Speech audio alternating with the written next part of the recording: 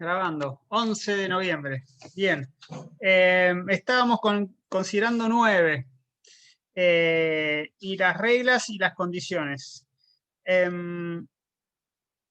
Segundo párrafo de considerando 9. ¿Lo tienen por ahí? Lucía, Paola, Daniela. ¿Lo leo, profe? Dale. Sí. En lo que se refiere a los decretos dictados en uso de facultades delegadas o decretos delegados, el artículo 76 de la Constitución Nacional establece 3 requisitos básicos. 1, que se limiten a materias determinadas de administración o emergencia pública. 2, que se dicten dentro del plazo fijado para su ejercicio. Y 3, que se mantengan dentro de las bases de la delegación que el Congreso establezca. Entonces, el artículo 100, ahí tenemos para grabarlo. Materias, plazo y bases. ¿Sí? Los 3 requisitos que debe cumplir un decreto delegado. Sí. ¿Sigo? El artículo 100, inciso 12, añade un cuarto requisito, a saber, 4, que los decretos así dictados sean refrendados por el jefe de gabinete de ministros y sometidos al control de la Comisión Bicameral Permanente del Congreso de la Nación. Entonces, 3 requisitos de fondo y 1 de forma, ¿sí? El refrendo y después el control. ¿Qué más? La letra del texto constitucional, artículos 99, inciso 3 y 76, refleja sin ambigüedades la decisión que tomó la Convención Constituyente de 1994, de, por una parte, mantener el principio general contrario al ejercicio de facultades legislativas por el presidente como una práctica normal, y por la otra, de introducir mayores precisiones sobre las condiciones excepcionales en que ello sí puede tener lugar. La definición de la regla general y de los casos excepcionales en el mismo texto constitucional, así como el procedimiento. ¿Qué quiere decir que la letra refleja sin ambigüedades la decisión del Congreso, de la Convención? Que no da lugar a dudas, la interpretación es esa que dice ahí, es literal. ¿Qué quiere decir sin ambigüedades?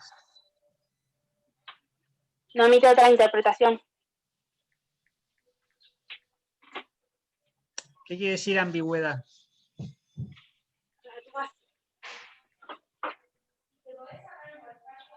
¿Que no tiene otra interpretación, profesor, las palabras que utiliza? Sí, pero más preciso. Para eso estamos aquí.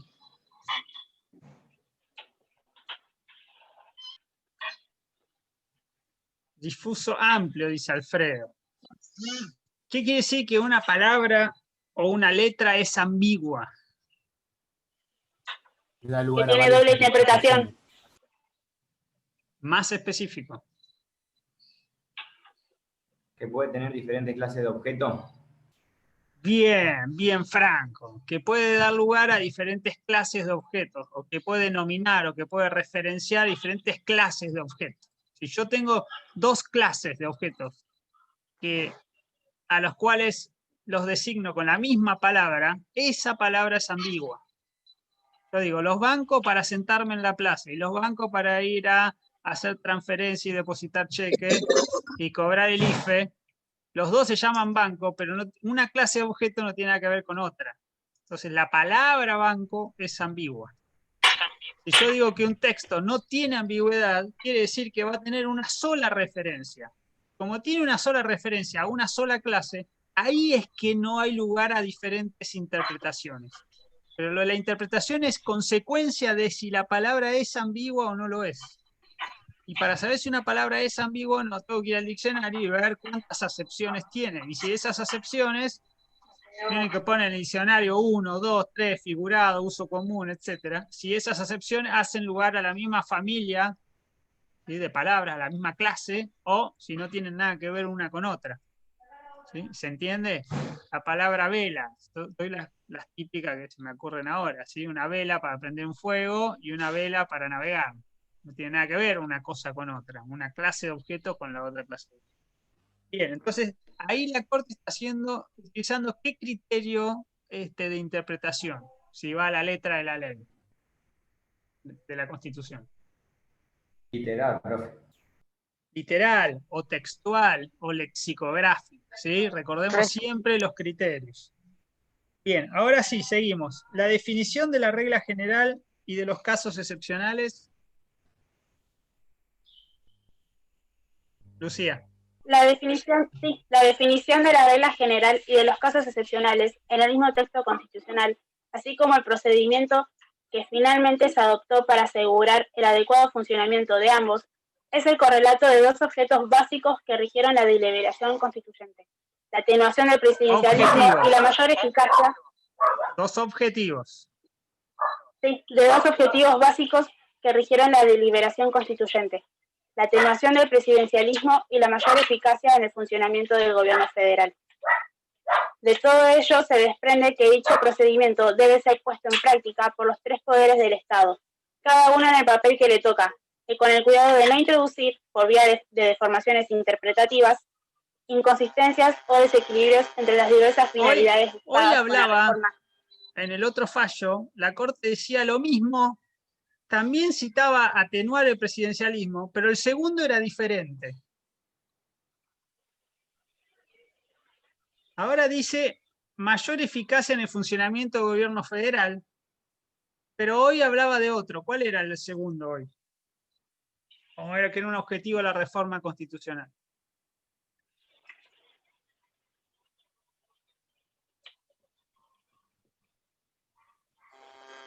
Están ahí, Nicolás, quienes habían dado hoy.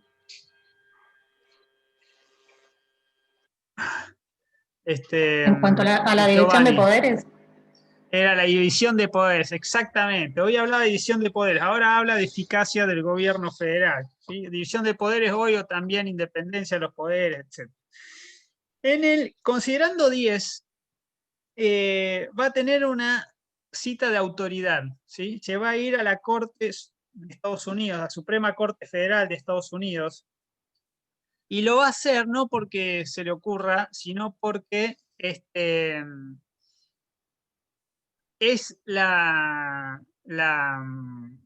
¿cómo se llama? No sé la palabra. El fundamento no. El antecedente que toma nuestra Constitución para establecer este artículo. Y ahí, a ver, Lucía, en el considerando 10, que era todo esto, el discurso de convencional García Lema, ¿lo tenés? Ya lo busco. O Daniel, aquí me lo tengo.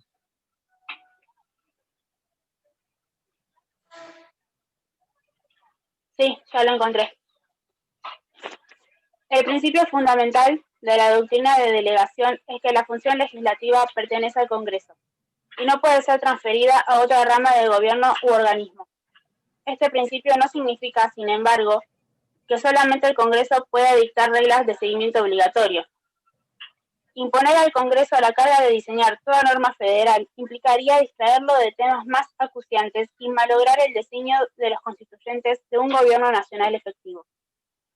Bien, y en el párrafo anterior, que habla de ese discurso, dice la formulación por el Congreso de un patrón o directriz inteligible y clara, a la cual debe sujetarse. Esa frase, remárquenla, porque esa es la frase que se toma del antecedente de Estados Unidos. ¿Sí? Un patrón inteligible y claro, ¿sí? Una directriz inteligible. Cuando los constituyentes acá lo fueron a redactar, lo que le pusieron fueron bases, las bases de la delegación. Pero podemos decir lo mismo de esta manera, un patrón o directriz inteligible y clara.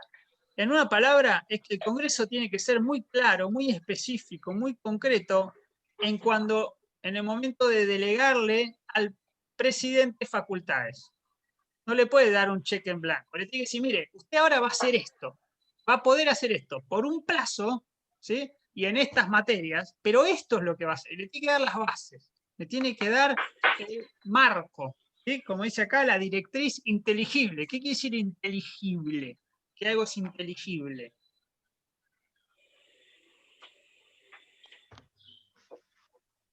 ¿Qué quiere decir?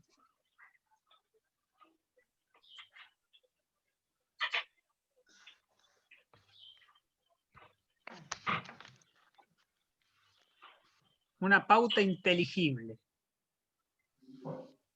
que puede ser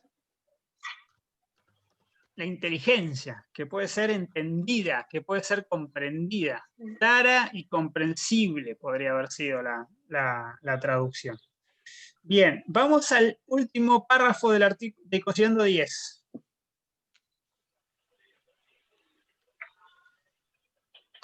Sin embargo, aclaró que no es suficiente decir que el Congreso manifestó su voluntad de delegar una cierta atribución, pues, como regla general, debe también establecer por acto legislativo un principio inteligible al cual la persona o cuerpo autorizado tiene que conformarse. La regla del principio inteligible busca hacer cumplir la idea de que el Congreso no puede delegar el poder de hacer leyes, y por ende puede delegar no más que el poder de decidir los programas y medidas que pongan en práctica sus leyes. Bien, ahí está citando un fallo de la Corte de Estados Unidos, Loving versus United States, y después en el Considerando 11 la Corte todo eso lo va a traer, ¿sí?, a nuestro caso. Va a tomarlo como antecedente y lo trae a nuestro caso. Dice, así como decíamos, principio claro e inteligible, eso va a tener un correlato en el artículo 76 en lo de carácter determinado de las materias de administración y dentro de las bases del Congreso, ¿sí? Y enfatiza eso, lo de determinado y lo de las bases. Y después, donde dice pero, leemos ahí. Pero el riesgo que de todos modos se enfrentan las constituciones al admitir la delegación legislativa es que ésta se lleve a cabo de manera extremadamente amplia e imprecisa. Los caminos que se abren a los tribunales... Contrario a la no ambigüedad, ¿sí? Vaguedad de ambigüedad es esto. Bien. Los caminos que se abren a los tribunales que deben resolver impugnaciones fundadas en el uso excesivo de facultades delegadas de manera indeterminada son en general dos. O bien anular la ley delegatoria por no fijar un lineamiento inteligible, o bien interpretar muy restrictivamente la eficacia de la delegación, y por lo tanto, limitar las posibilidades de que el acto en cuestión pueda encontrar apoyo en la delegación excesiva vaga. Este último es el que... Sí. ¿Qué puede hacer un juez cuando le cae una causa de estas? Tiene dos opciones. ¿Cuáles son? A ver. Una es la de derogar la ley que delega la función legislativa. Un juez no puede derogar. ¿Qué puede hacer un juez? Anular, perdón. Anular, declarar inconstitucional. Bien. ¿Y lo otro? O hacer una interpretación restrictiva de esa ley. No, de la ley no. Perdón, de la eficacia de la delegación. Sí, del acto, o sea, del decreto. Yo puedo ir contra la ley que delega. ¿Se acuerdan? Yo estoy acá al Congreso y le doy al Poder Ejecutivo. Yo puedo ir cuando le paso vía ley o cuando yo lo ejecuto vía decreto. En los dos momentos puede entrar la justicia, ¿sí? Y sobre todo si en alguno de los dos casos yo detecto vaguedad en la delegación o en la implementación, ¿sí? Y dice que los Estados Unidos han seguido básicamente el segundo, ir contra el acto, contra el decreto, porque es vago. Bien, vamos a ir considerando 12, que está el holding. Presten atención, levanten las antenitas, tenemos hambre y nos queremos ir, pero ya terminamos, vamos. 12. Que a partir del sentido que se buscó asignar al texto constitucional argentino y de las características del modelo seguido, se desprende que, primero, la delegación sin bases está prohibida. Y segundo, cuando las bases están formuladas en un lenguaje demasiado genérico e indeterminado, la actividad delegada será convalidada por los tribunales si el interesado supera la carga de demostrar que la disposición dictada por el presidente es una concreción de la específica política legislativa que tuvo en miras el Congreso al aprobar la cláusula delegatoria de que se trate. Fíjense, cuando ustedes sean abogados y abogadas, asesores de diputados, diputadas, senadores y senadoras, y tengan que redactar leyes, o cuando ustedes sean miembros del cuerpo de abogado permanente de la Procuración del Tesoro de la Nación, lo que van a tener que hacer con mucho cuidado, si están hablando de ley de delegación o decreto delegado, es tener en cuenta el lenguaje. Fíjense todo el hincapié que hace la Corte en el lenguaje. ¿sí? Que no sea demasiado genérico, que no sea indeterminado. Por eso lo primero que vemos nosotros en esta materia es lenguaje. Todo esto se basa en el lenguaje. Y acá la Corte pone todos sus focos aquí, ¿sí? En el lenguaje. Bien, párrafo siguiente. Esta conclusión resulta insoslayable apenas se advierte que la delegación sin bases está prohibida precisamente porque bloquea la posibilidad de controlar la conexión entre la delegación del Congreso y la actividad desplegada por la autoridad administrativa. La palabra clave ahí es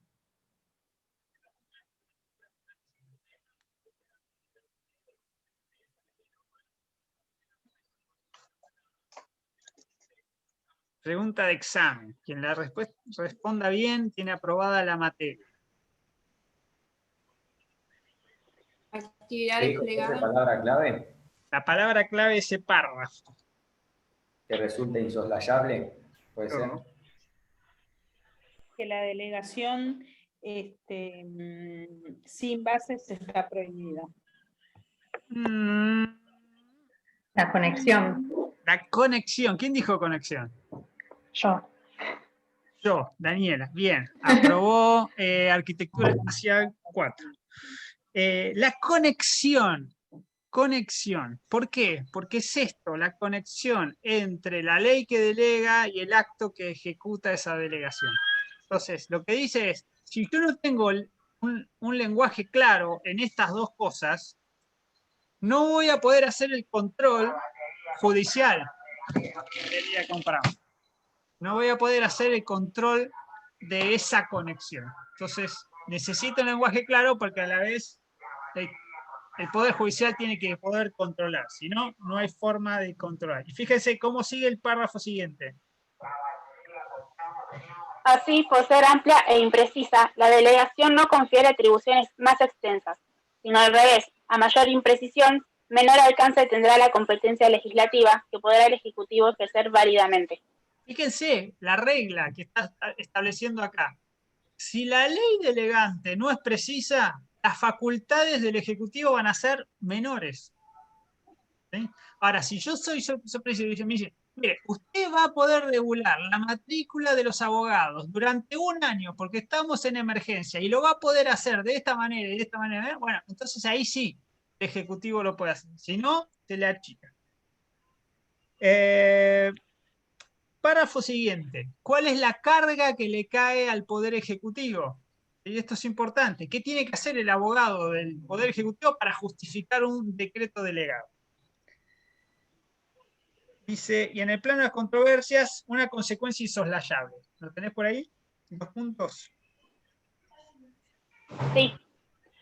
Quien invoque tales disposiciones en su favor deberá al mismo tiempo justificar su validez, o sea, demostrar que se hallan dentro de alguno de los supuestos excepcionales en que el Ejecutivo está constitucionalmente habilitado.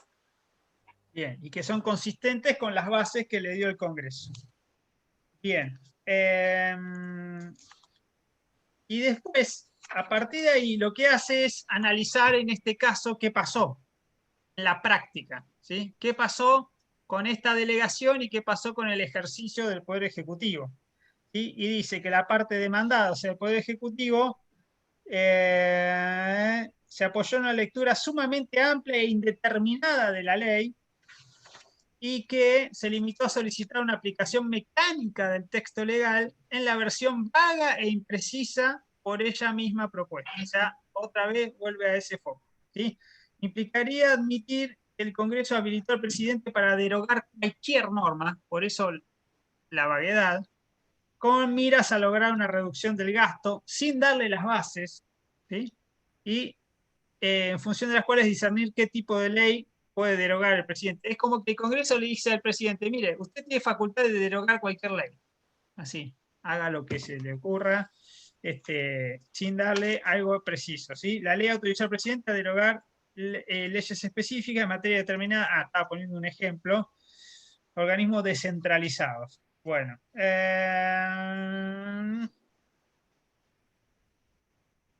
Considerando 14. Vamos al 14.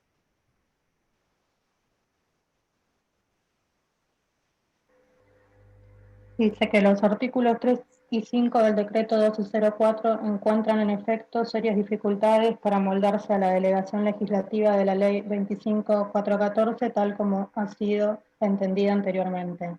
Y vamos a Primero, ver, ¿por qué? Dale.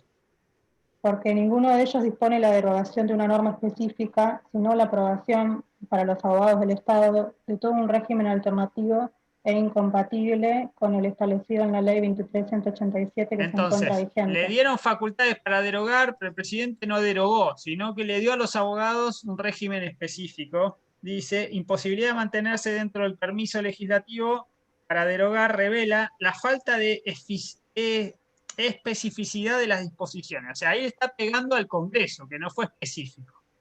Segundo.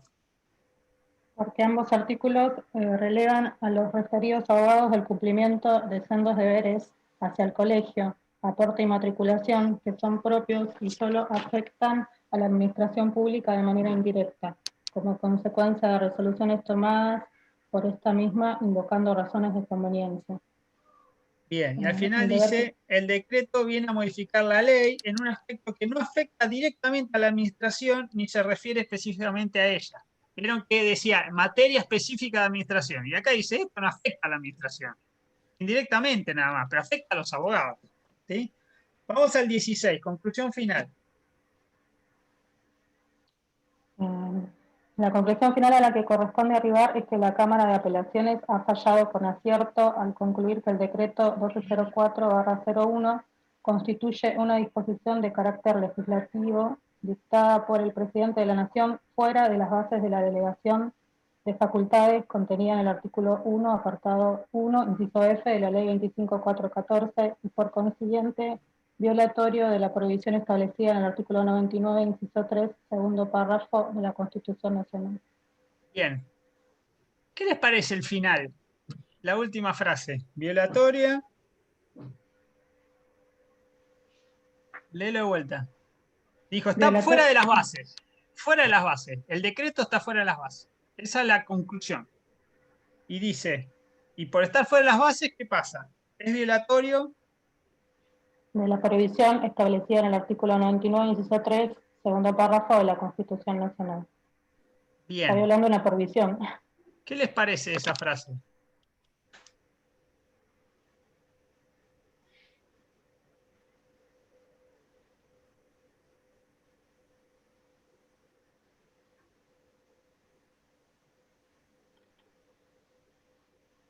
¿Por qué cita el 99.3?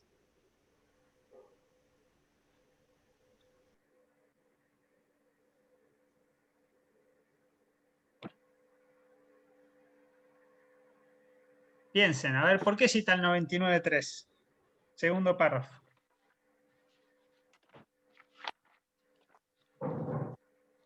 Porque ahí es donde se prohíben las disposiciones de carácter legislativo. Sí, pero ¿en qué caso? En ningún caso, dice el segundo párrafo.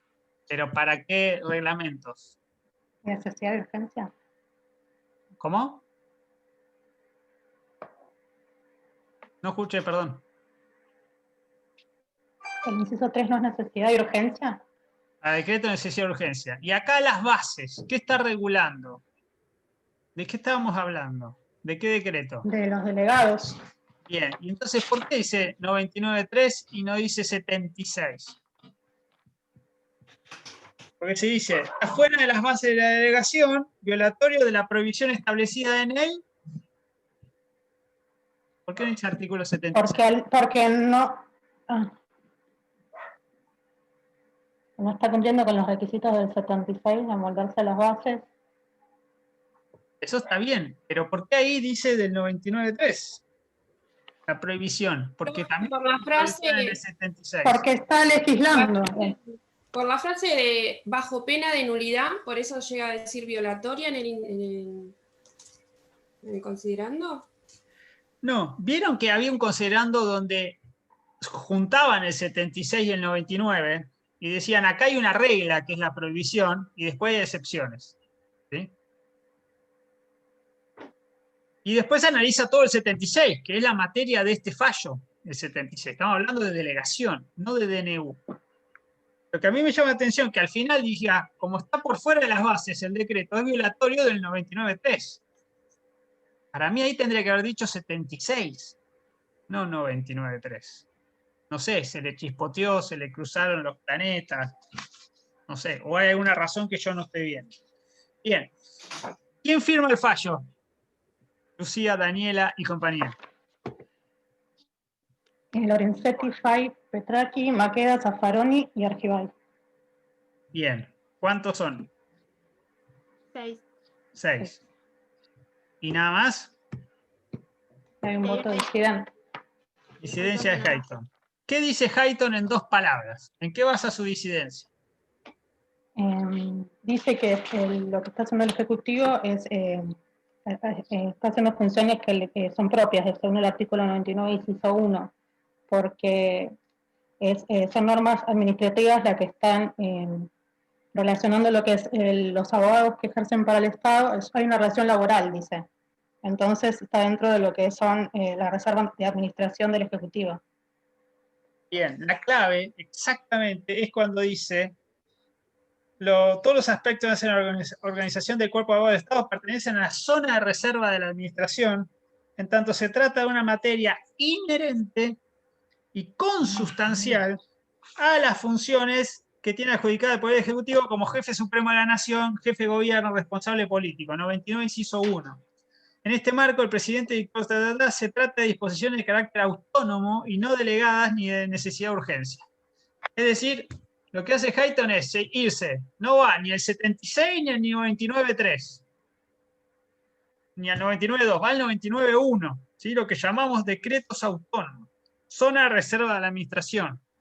Por ahí en el texto de Lorena van a ver que pone que ideó toda esta doctrina, o por lo menos el que le dio sistematicidad, es Marienhof, ¿sí? Un tratadista de derecho administrativo histórico, clásico.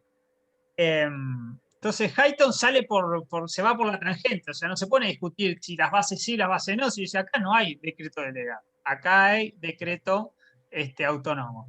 Pero ahí uno lo que podría hacer es ir a ver el decreto, cómo la propia administración justificó, en qué materia, en qué facultades justificó el dictado.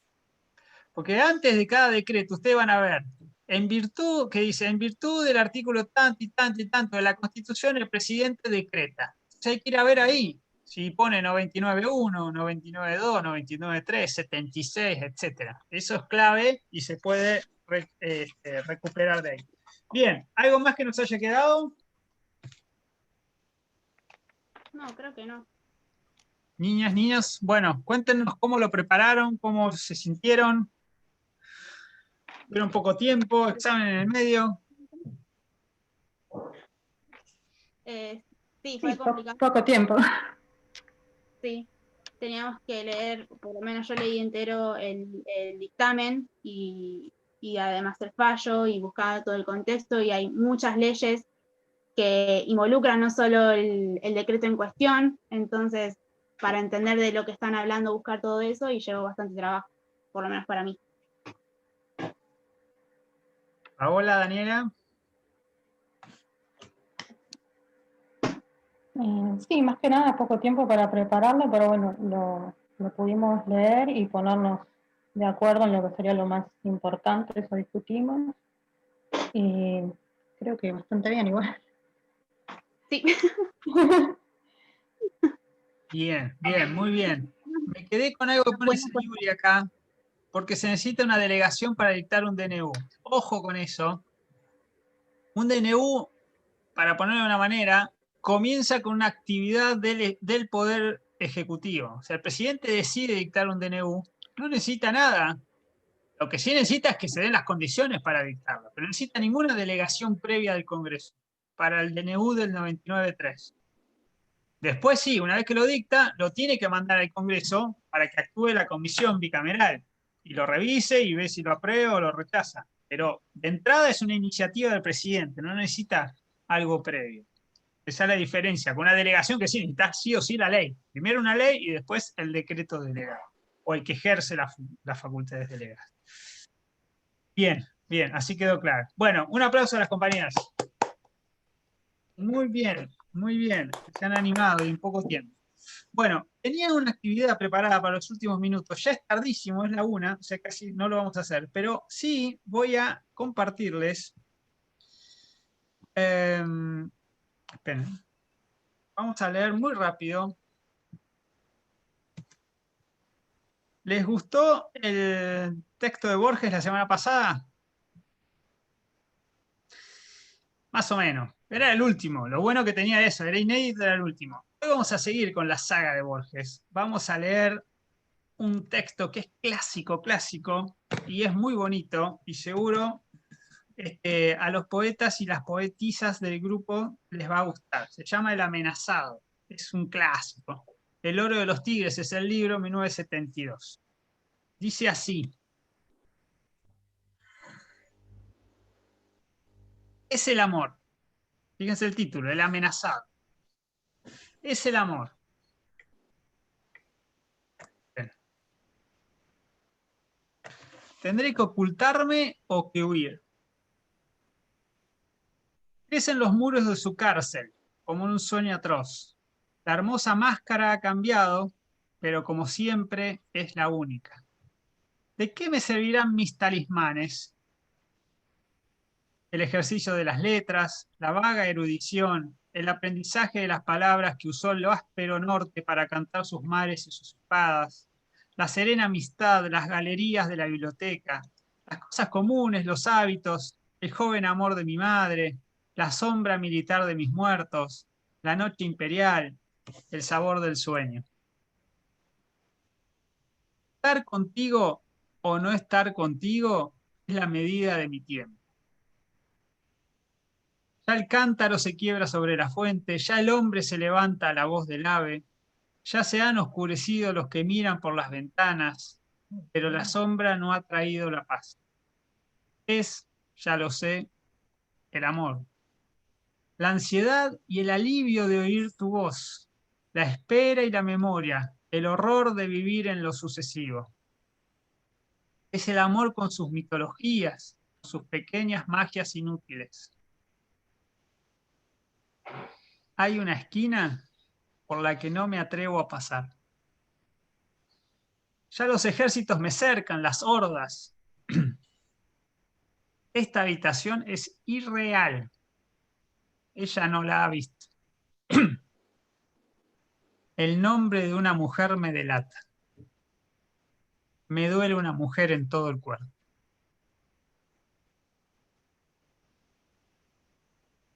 ¿Les gustó? Maravilloso, ¿eh? Tiene unas frases. Muy bueno. Una esquina por la que no me atrevo a pasar. Es una cosa impresionante.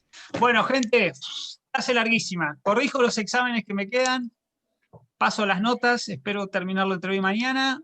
Nos vemos la semana que viene para el recuperatorio. Profe, revise las calificaciones, por Reviso las calificaciones, a la baja las voy a revisar. Profesor, No, no por me favor, confirmó si le llegó mi parcial. Reviso Profe, que yo le lleguen los- mandé mi parcial también, no sé si llegó. Bueno, lo voy a chequeo todo, después paso cuáles recibí. Y la clase que viene tenemos última clase antes del integrador. Así que a preparar todo lo que venga retrasado, lean, pónganse al día, miren los videos. Nos estamos viendo, gente. ¿Les parece bien? buenísimo. Sí. Que tenga buen día, profe. Buenísimo, hasta luego. Chao, profe. Buenos días. Adiós. Chao.